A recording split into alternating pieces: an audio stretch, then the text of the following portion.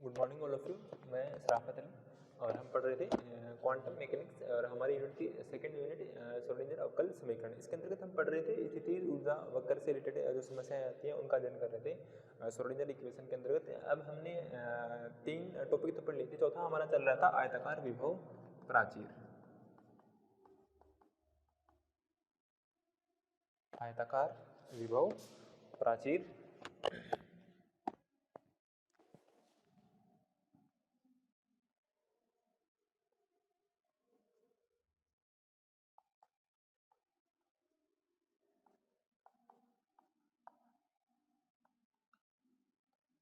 इसके अंतर्गत जब हमारे पास क्या था, कण की एनर्जी क्या थी, विभव रोधिका से अधिक थी, उस वो कंडीशन हम पढ़ रहे थे। ये हमारे पास सेकंड केस था जब हमने कण की एनर्जी कम हो वहां पढ़ लिया था।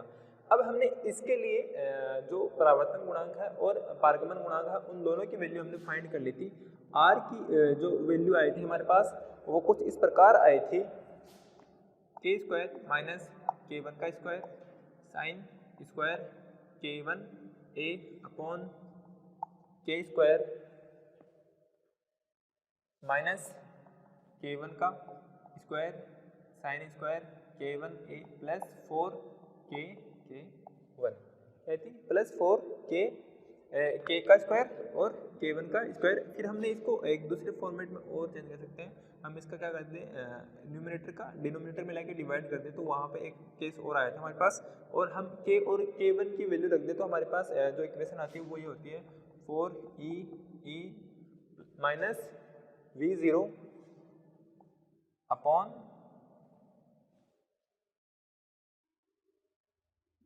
v0 का square sine square k1 a और इसका इनवर्स। ये हमारे पास क्या आया था, परावर्तन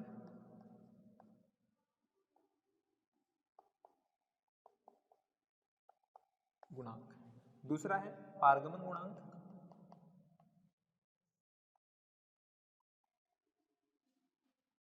वो जिसको हम t से डिनोट करते हैं, उसकी जो वैल्यू आई थी हमारे पास वो आई थी 4k स्क्वायर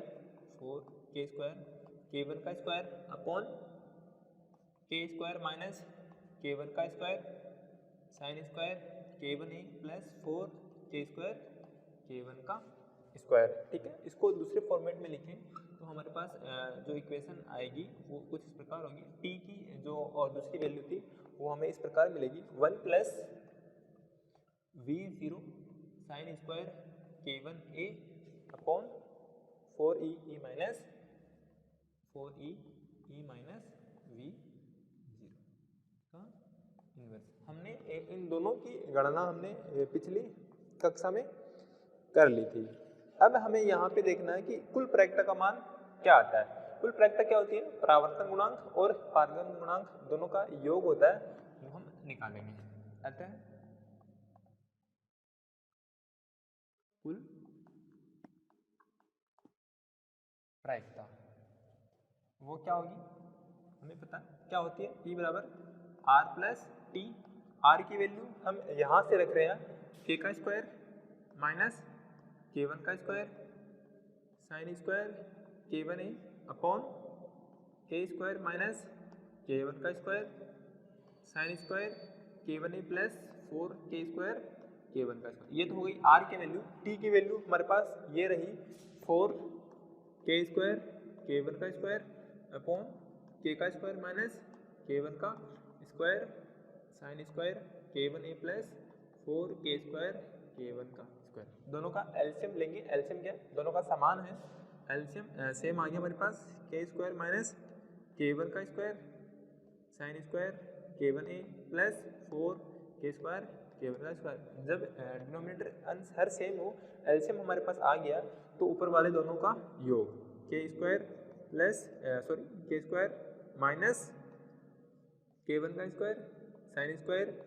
के वन ए प्लस 4k स्क्वायर के वन का स्क्वायर। यहाँ से हम प्रोबेबिलिटी देखते हैं तो हमारे पास प्रोबेबिलिटी क्या आएगी, एक आएगी। देखो ऊपर वाले सेम है, नीचे दोनों सेम है, तो सेम में सेम का डिवाइड करेंगे, हमारे पास वैल्यू कितनी आ जाएगी, एक आ जाएगी। तो हमारे पास कुल प्रायिकता तो कितनी आ गई, एक आ गई। ये बात तो सत्यापित हो गई। ठीक है। अब यहाँ से देखो कि हमें इस इक्वेशन से पता चल रहा है कि R और T दोनों का योग करने पर हमारे पास प्रोबेबिलिटी कितनी आ रही है, 1 आ रही है। तो यहाँ से अगर हम देखें तो जो ट्रांसमिटेड कोफिशिएंट है T का मान वो क्या है, 1 से कम है। क्या है, 1 से कम है। अब इसका महत्वपूर्ण निष्कर्ष यही है कि बाईं ओर से जब किरण आपतित हो रही है तो उस कण की एनर्जी क्या है, विभवरोधिका की एनर्जी से अधिक है। उस कंडीशन में क्या हो रहा है, पारगमन गुणांक का मान क्या हो रहा है, 1 से कम प्राप्त हो रहा है। लेकिन जो क्लासिकल मैकेनिक्स है उसके अनुसार ऐसे कण का 100% आगमन पारगमन होना चाहिए। टी का मान हमारे पास क्या आना चाहिए, 1 आना चाहिए। लेकिन हमें यहाँ पे क्या प्राप्त हो रहा है, 1 से कम प्राप्त हो रहा है। अतः आपतित जो तरंग है उसके कुछ अंश है वो परावर्तित हो जाता है। उसी कारण क्या हो रहा है, पारगमन गुणांक का मान हमें 1 से कम प्राप्त हो रहा है। इसका निष्कर्ष हम लिखेंगे। तो लिखिए, इस यहां से लिख लेना, अर्थात ऊर्जा संरक्षित रहती है। ठीक है।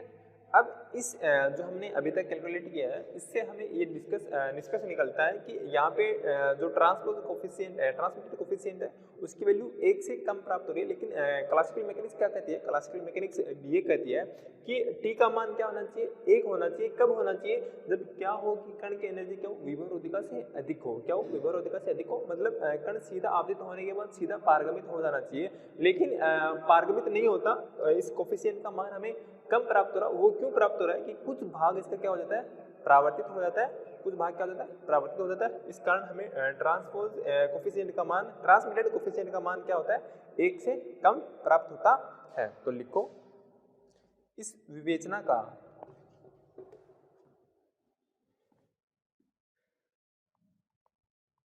इससे यह निष्कर्ष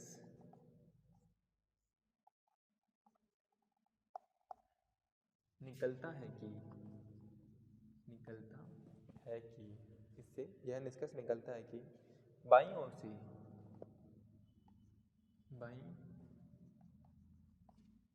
से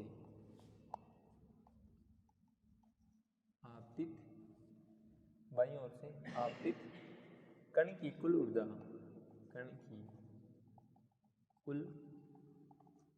ऊर्जा E के विभव रोधिका से अधिक होने पर भी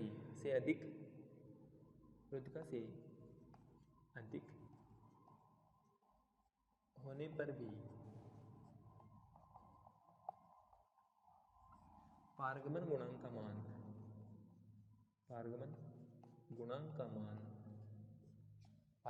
का मान 1 से कम प्राप्त होता। क्या होता है, यहाँ से देख लो, टी की R प्लस टी बराबर क्या आ रहा है, 1 आ रहा है। तो पारगमन गुणांक का मान 1 से कम हो रहा, वो कितना है, इस परावर्तन गुणांक के बराबर कम हो रहा है। ठीक है। लेकिन क्लासिकल मैकेनिक्स क्या कहती है, लेकिन चिरसम्मत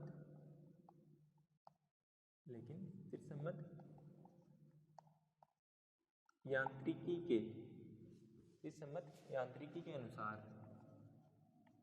जब कण की एनर्जी क्या हो, अधिक हो विभवरोधिका से अनुसार, ऐसे कण का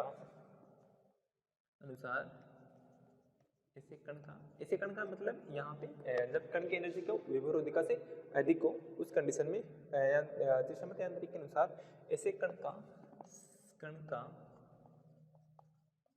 100%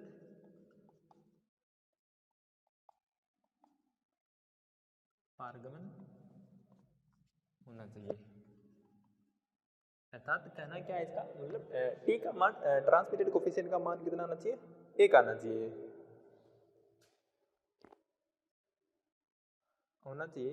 जबकि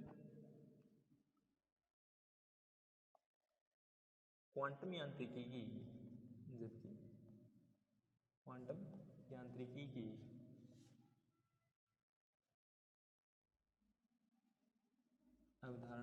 या की अवधारणा के अनुसार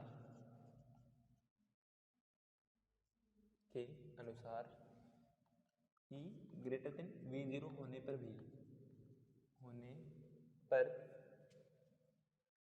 भी पारगमन 100% नहीं होता है।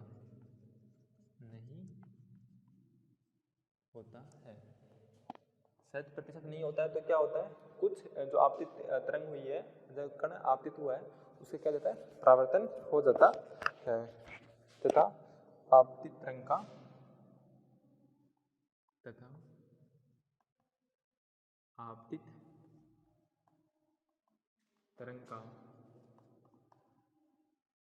कुछ अंश परावर्तित हो जाता है। क्या होगा, जब 100% प्राप्त नहीं हो रहा है तो क्या हो रहा है, पहले कुछ परावर्तन हो रहा है, तभी तो पारगमन 100% नहीं हो रहा है। ठीक है, अब इसके कुछ निष्कर्ष हैं कि जब कण की एनर्जी क्या हो, E=0 हो, उस कंडीशन में T का मान क्या होगा। देखो E का मान यहाँ पे हम 0 रखेंगे, इनवर्स में है, डिवाइड में होगा 1 प्लस ये 0 रखेंगे, ये इनफाइनाइट हो जाएगा, नीचे हमारे पास क्या देगा, इनफाइनाइट हो जाएगा, इनफाइनाइट को इन्वर्स करेंगे वो क्या होगा, 0 होगा। तो उस टाइम पे पारगमन गुणांक का मान क्या होगा, हमारे पास 0 होगा। जब कण की एनर्जी क्या हो, जब फर्स्ट कंडीशन, जब कण की ऊर्जा E बराबर 0 हो तो पारगमन गुणांक T बराबर 0 होता है। उस जब कण की एनर्जी 0 है तो पारगमन पॉसिबल नहीं है, ये तो सत्यापित है। जब कण की एनर्जी नहीं है तो वो परावर्तित आपतित होने के बाद परावर्तित और पारगमित होगी कैसे, तो वहाँ उसके लिए T इक्वल टू क्या आ गया, 0 आ गया। सेकेंड केस, जब हम देखें कि यहाँ पर जो हमारे पास क्या हो, K1 A का मान एंगल है, इसका मान अगर पाई हो, क्या हो, पाई हो, तो साइन पाई की वैल्यू क्या आती है, 0 आती है। यहाँ 2 पाई हो, साइन 2 पाई की वैल्यू 0, 3 पाई हो, उसकी वैल्यू भी 0। उस कंडीशन में जो T का मान है वो क्या होगा, हमें जो प्राप्त होगा, ये कितना हो जाएगा, 0 हो जाएगा। 1 प्लस 0 का इनवर्स निकालेंगे 1 आएगा। उस टाइम पे क्या होगा, T का मान कितना होगा, 1 प्राप्त होगा। जब क्या हो, K1 A का मान क्या हो, पाई, 2 पाई, 3 पाई, 4 पाई या n पाई के इक्वल हो, उस कंडीशन में हमारे पास जो पारगमन गुणांक का मान है वो कितना प्राप्त होगा, 1 प्राप्त होगा। लिखिए,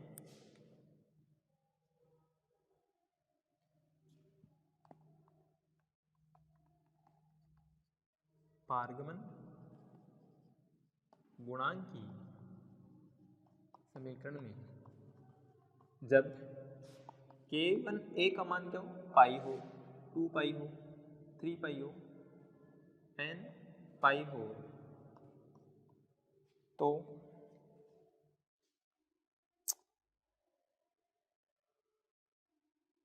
तो साइन K1 A का मान 0 होगा। अतः इस स्थिति में T बराबर क्या होगा, 1 होगा। कैसे होगा, जब इसका मान 0 तो ये कंप्लीट 0, 1 प्लस 0, 1 का इनवर्स 1, तो T का मान क्या आ गया, हमारे पास 1 आ गया। तथा R का मान क्या होगा, ये यहाँ पे क्या रखेंगे, 0, ये कितना हो जाएगा, इनफाइनाइट, 1 प्लस इनफाइनाइट का इनवर्स क्या हो जाएगा, 0।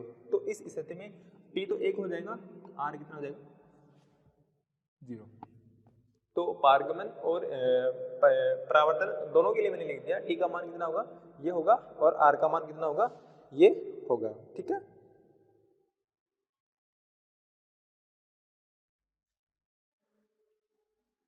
अब जो इसके लिए जो ग्राफ आएगा वो ग्राफ भी हम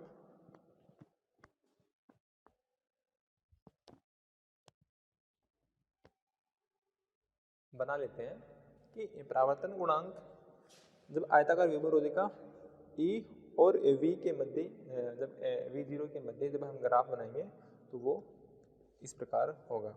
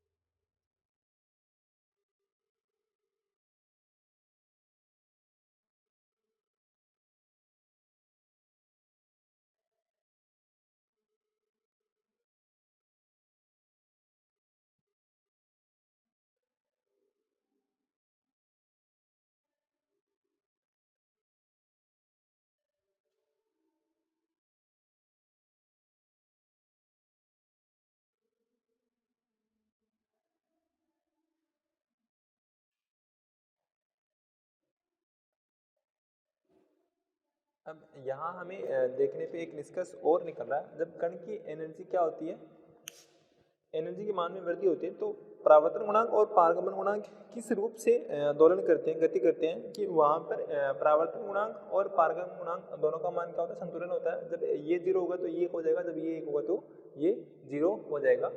वो केसेस तो वहाँ उसके लिए भी जो ग्राफ बनता है वो हम ग्राफ बनाएंगे।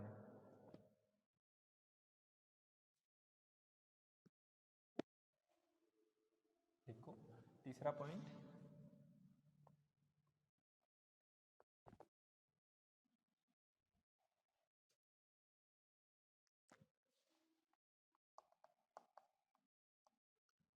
जैसे जैसे कण की ऊर्जा, जैसे जैसे कण की ऊर्जा E के मान में, कण की ऊर्जा E के मान में, E के मान में वृद्धि होती है, वृद्धि होती है, परावर्तन गुणांक, परावर्तन गुणांक तथा पारगमन गुणांक इस प्रकार दोलन करते हैं कि इस प्रकार दोलन करते हैं कि R प्लस टी बराबर क्या हो, 1 हो, क्योंकि ऊर्जा तो संरक्षित है। R प्लस टी का मान कितना होना चाहिए, 1 रहे तथा E के मान में, तथा E के मान में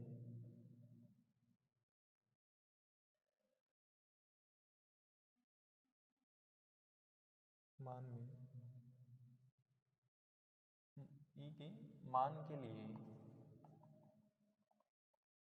लिए T का मान 1 तथा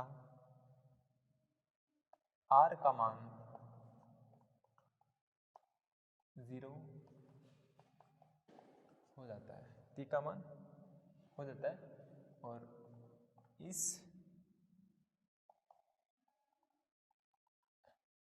निष्कर्ष से निम्न आरेख प्राप्त होता है। ये किसके किसके मध्य,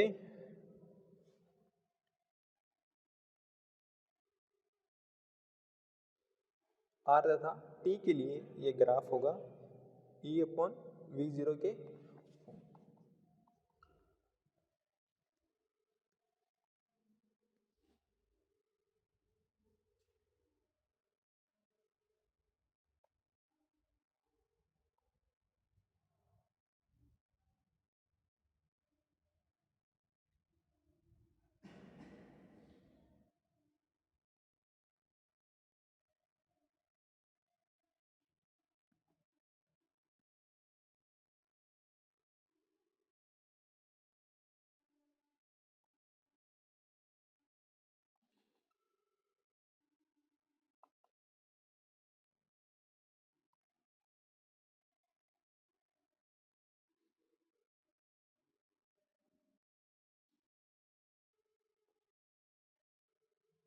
ये टी का है और ये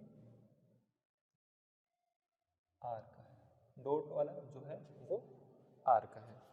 यहाँ पे देखिए कि जब ए का मान ई और वी जीरो के मध्य है, जब ई का मान क्या हो विभव का, देखिए ई का मान कितना है, कण की एनर्जी 0 है, उस टाइम पे इसका मान आर का मान कितना 1 है। जब दोनों 0.5 पे है, ई और वी जीरो क्या है इक्वल है, उस कंडीशन में दोनों के मान इक्वल है, हाफ हाफ है, 0.5 0.5 1 के ऊपर, जब कण की एनर्जी ये है। जैसे ही हमारे पास आर का मान कम होता है, यहाँ पे टी का मान बढ़ गया, टी आर का मान बढ़ता है, टी का मान कम हो गया, आर का मान कम होता है, टी का मान बढ़ गया, टी का मान कम होता है, आर का मान बढ़ गया। ये किसके मध्य ग्राफ है, टी और आर के लिए ग्राफ है, ई और वी जीरो के मध्य। ठीक है, ये था आपका आयताकार विभव प्राचीर या आयताकार विभव रुधिका के लिए परावर्तन गुणांक तथा पारगमन गुणांक का रिलेशन के मध्य क्या है ग्राफ, और किन के मध्य ई और वी जीरो के मध्य ग्राफ है। ये कण की एनर्जी और ये वी जीरो। ठीक है,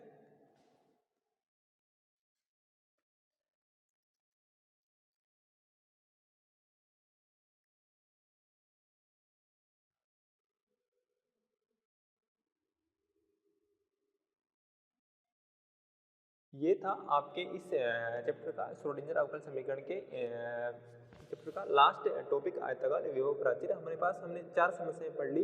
एक विमीय कण की गति में, एक विमीय बॉक्स के अंतर्गत कण की गति, फिर दूसरा पढ़ा था हमने त्रिविमीय बॉक्स के अंतर्गत कण की गति, वहां पर भी हमने कुल प्रायिकता का मान फाइंड किया था। फिर उसके बाद हमने पोटेंशियल स्टेप हमने विभव सीडी पढ़ी थी। उसके बाद हमारा टॉपिक चल रहा था आयताकार विभव प्राचीर। लास्ट कुछ क्लासों से चली रहा है और ये आप शुरू से नहीं देखोगे तो आपको समझ में भी नहीं आएगा। एक बार समझने के लिए आप इनको कंप्लीटली पूर्णतः देखिए। हमारे पास कण की एनर्जी कम और ज़्यादा दोनों के लिए है, और कण की एनर्जी विभव रुधिका से कम है, वो केसेस हमने लास्ट कुछ क्लासों में पढ़े हैं। और फिर इन कुछ क्लासों के अंतर्गत हमने जब कण की एनर्जी क्या हो विभव रुधिका से अधिक हो, उस टाइम पे भी हमने इसका अध्ययन किया है। ये यहाँ पे आपका जो श्रोडिंगर अवकल समीकरण का सेकंड चैप्टर है वो क्वांटम मैकेनिक्स का कंप्लीट होता है। फिर इसके बाद हम ना जो नेक्स्ट चैप्टर है वो हम पढ़ेंगे, वो है हमारा नेक्स्ट जो चैप्टर है वो हमारा है विभव। जो हमारे पास वर्ग विभव कूप है उसके लिए हम पढ़ने वाले हैं।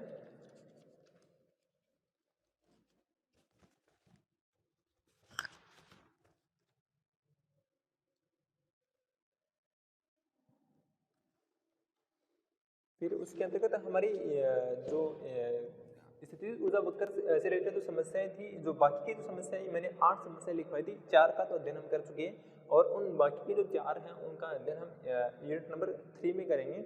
वो हम आज से नहीं कल की कक्षा से प्रारंभ करेंगे। आज के लिए इतना ही। समझ नहीं आया तो कमेंट करें, लाइक करें, शेयर करें। Thank you.